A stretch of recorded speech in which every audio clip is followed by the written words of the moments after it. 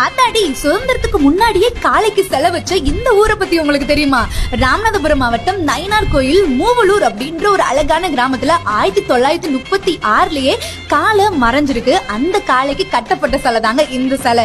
மூவலூர்ல சோலை ராசத்தேவர் ஐயாவோட மகன் குண்டுமலை தேவர் ஐயாவோட காளை தான் வெள்ளையன் காளை. இவர் பேரு தாங்க வெள்ளையன்.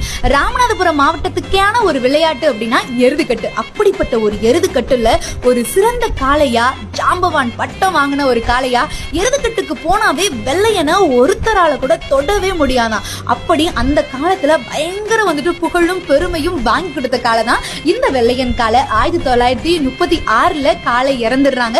இறந்த 3 மாசத்திலேயே அந்த இறந்த இடத்துல கல்லு ஊன்றாங்க. அடுத்த 1 வருஷத்திலேயே அந்த காளைக்கு சிலையும் கட்டி இந்த மாதிரி கோயில் மாதிரி அமைப்பும் பண்றாங்க.